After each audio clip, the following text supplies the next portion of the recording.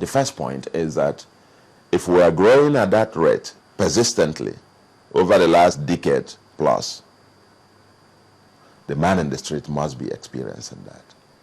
No question. But let me say on a year-by-year basis, if somebody who earned 100 naira this year earns 105, may not have noticed that significantly because it's not fundamentally different. I mean, if you look at the rate. But, you know, so on a year-to-year, 1 year compared to the other, the change is not too big for the man in the street to say, I haven't noticed it. I haven't bought a new car because the economy grew by 6%. So it might be too little for anybody to say, I saw a fundamental difference. But if you do the counterfactual, that is, if it is imploding, if it implodes over a period of time, then you would also say it. But there is a third dimension, which is the income distribution. What you are measuring is the aggregate growth. You know little or nothing about the distribution of the income, because that is on the average. What you're finding is the average. But you might find a country where 90% of the income accrues to about 10% of the population. Could that be our case in Nigeria? I'm not talking about somewhere else. I think so. So the rich are getting richer and the poor are getting poorer. Well, I must tell you, this income distribution is not peculiar to us. The income distribution all over the world is quite an issue. Inequality is an issue all over the world. It is even more so in our kind of an economy, so to speak, that we're starting from almost at ground zero. So, income distribution is an issue. The size of the change, the income, is not too, big, even though we say growth, but not too significant. But more fundamentally for me is the measurement error. That given what we say, and I'm interested in the numbers, and I interrogate them very seriously. I try to disaggregate them and look at where the things are coming from. And I know, like I said, I have written about this to say that the numbers don't add up. We'll take a break now. We'll return in a bit to continue our conversation with Professor Charles Soludo. Please stay with us. It seems like light years away when Nigeria had over 100 banks. And how much has consolidation, we know that consolidation has helped the banking system. But are the days of the rock star chief executives truly over? How can we keep an eye on those who are keeping our money?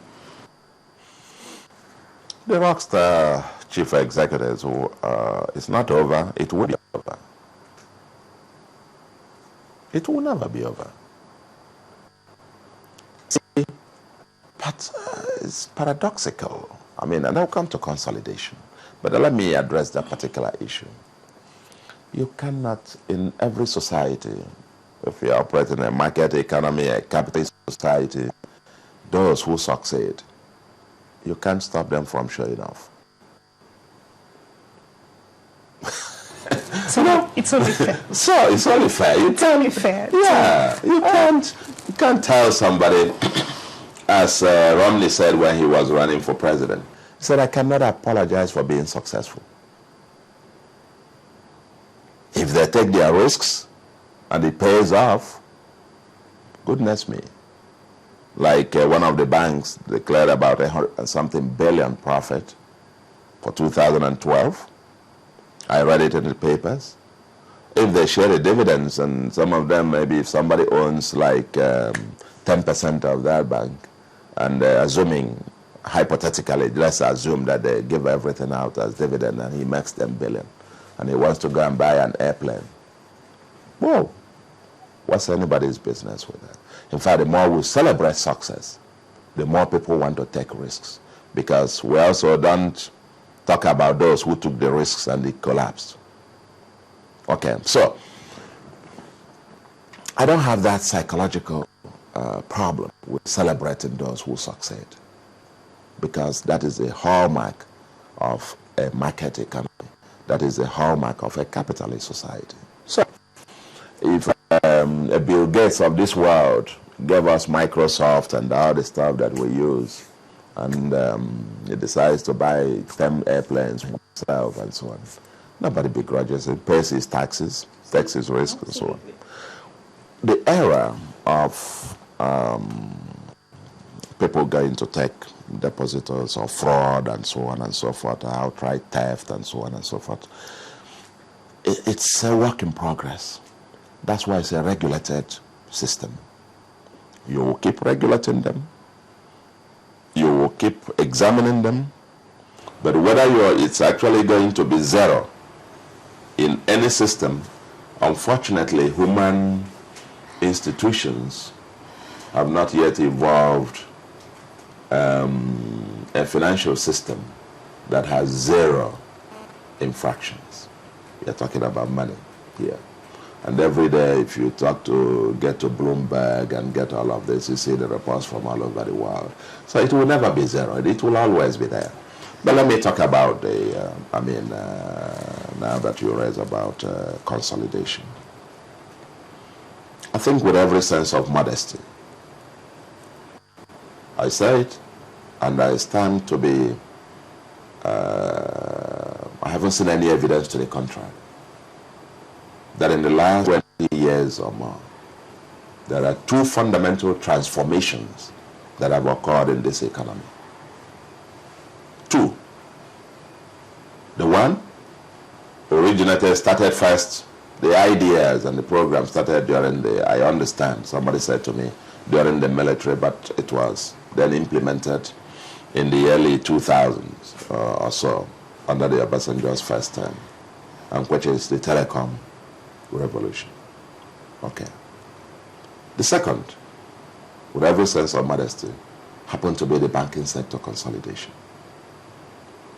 It's from 2005 that Nigeria can talk about private sector-led economy. The big businesses that you'll find, the multi-billionaires, the days and what you'll find all over the world, Nigeria, and now the Nigeria's transnational corporations now going all over the world, the richest of them all, they will tell you that without the banking sector consolidation, they will not be anywhere near as big as they are today. You fly into Lagos, stop in MM2, yeah? The second, that's a private sector thing. It was impossible. Those kinds of private sector investments were simply impossible. That's the word, without the banking sector consolidation. Don't forget, we met 89 rickety banks, all of which put together were less than the number 4 bank in South Africa. All of them put together, if you wanted a $200 million loan or $500 million loan, you needed to syndicate it, all of them put together. That is, if it is possible. Even for you to borrow from abroad, we're now seeing some private sector organizations doing $3 billion, $5 billion these investments and so on. Where are the local banks to provide the local guarantees? None. So, I want to say, prior to consolidation, there are 89 banks, none of them was in the top 1,000 banks in the world. Prior to consolidation, the total credit of the entire banking system to the economy was just 1.2 trillion. 1.2. In 3 years, it was about 8 trillion. In 3 years, 14 banks in the top 1,000 banks, and 2 of them in the top 300. Nigeria's transnational corporations were built with the banking consolidation. It's the kind of quantum jump